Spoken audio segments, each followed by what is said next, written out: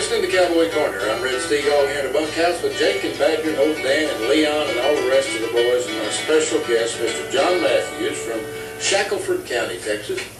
Albany, the home of the Hereford. And John, do you like coffee? No. You don't?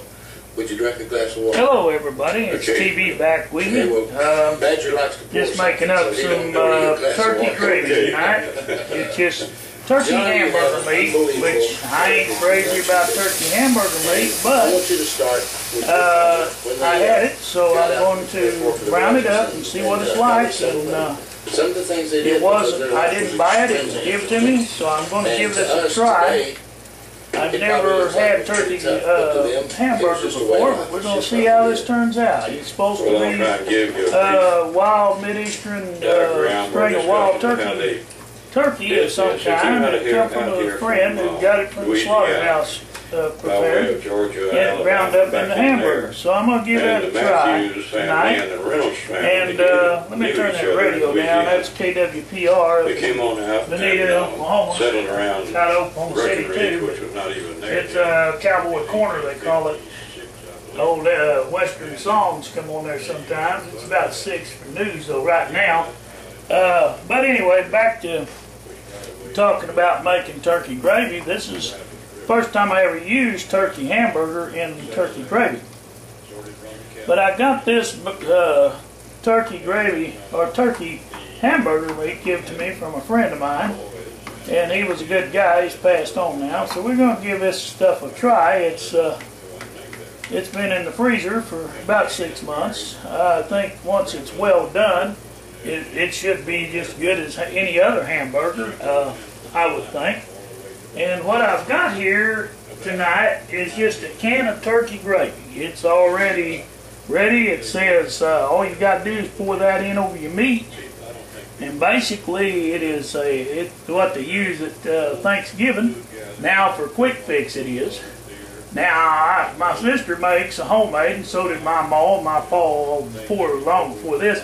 But we didn't use no turkey hamburger in it. We just had actual turkey and made some gravy to go along with it. But things have changed, and this is the simple way the women do it nowadays. I'm just trying to see see how this works. It's a can of gravy. It's 25 calories, it says. Saturated fats is 0.5, 270 megs of sodium, 0 sugar. So I imagine I'm going to season that stuff. It probably isn't very good. Just heat and serve, it says. So once that gravy browns and gets, the meat browns and gets done, the turkey meat, then I'm going to add the gravy to it and probably let it heat for 10-15 minutes then, or 20, something like that, and turn the fire down on low after I get it cooking here. Thing with this here hot plate, it only cooks in one spot, right in the center. And these skillets of mine, or this one here is probably a 10 or 12 inch skillet. 10 inch I think, but that other one over there, I got a big one that's about a 12 inch cast iron skillet. But I've been cooking out of cast iron since I was a boy. My daddy and mama raised me on cast iron pretty much. They got some new skillets, but they're so doggone high, and I would like to, check into some of them newer style skillets. They look lighter, and they have some type of green organic skillet out now that has rock in the bottom, they say, and it don't stick. Something like that. But anyway, it's guaranteed not to stick, and you can blow the egg out of it. Maybe y'all seen that on commercials. But anyway, I don't know about that, but I would like to try it if it wasn't so expensive for the stuff. I've been to Walmart's, and it's pretty expensive yet, being it's a new item on the market.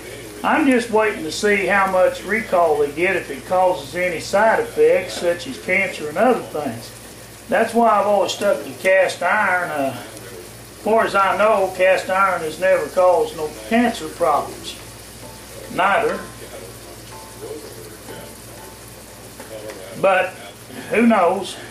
I don't know, but I ain't never heard of it causing any cancer problems or health problems as far as cast iron. Cast iron is a good skillet to cook in, good camp skillets. The only thing is, when we get older, if we get up in years, they're heavy. That's one of the things, and they will stick if you don't watch them close. And yes, you do have to add a little cooking oil, grease of some kind, tallow or something in there to cook your meat in a cast iron skillet, or it will stick. And like now, I've got the fire a little high, but I've done that on purpose because, like I say, only part of the skillet at a time will get hot. It's not heating even because I'm sitting on a hot plate. It's always Master Electric hot plate. Because I don't have enough wood right now to spare, I'm saving my wood, being conservative for a cold, bad night. Then when I do that, then I'll make some homemade bread and stuff on that night. Because I'll be fired up in the stoves anyway, I'll have to use my wood reserve. If the rain don't get out of here, I can't get in the bottoms to get no wood. It's been so wet, you can't get down into no place without getting stuck. I got a four-wheel drive, but my tires are like most poor boys, as bald as a bald eagle. They're street tires. They're not much good for backwoods driving. And they're them old aftermarket 17-inch tires that they put on them, and you can't put your 15-inch mud and snow chains on them because they're 17-inch. And I don't have none but 15-inch mud and snow chains now.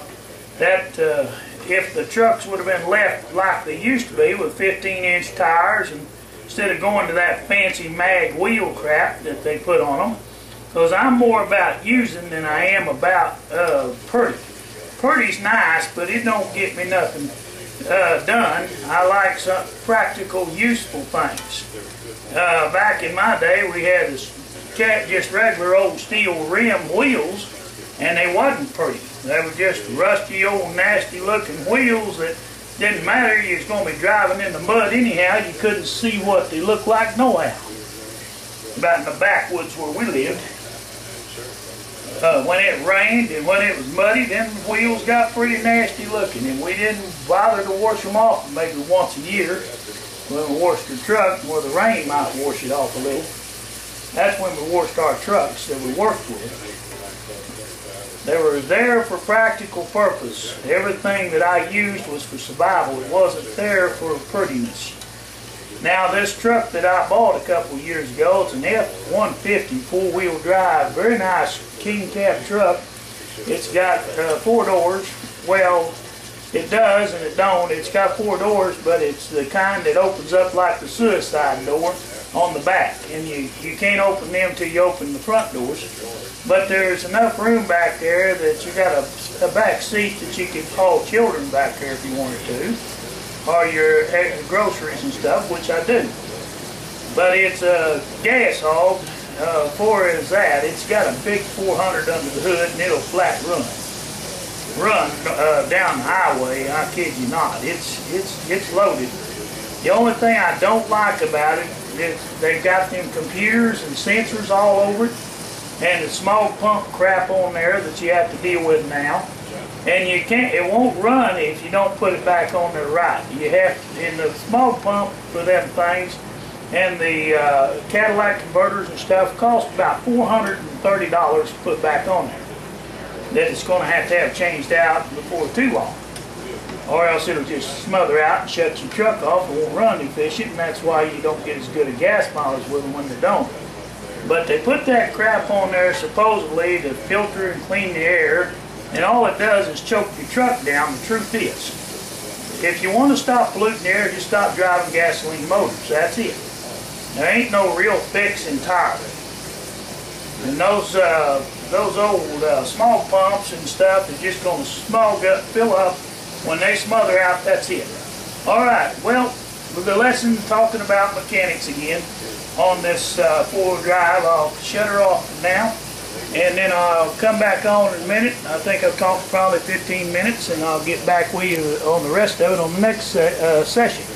Thank you for tuning in here at TB's Cabin for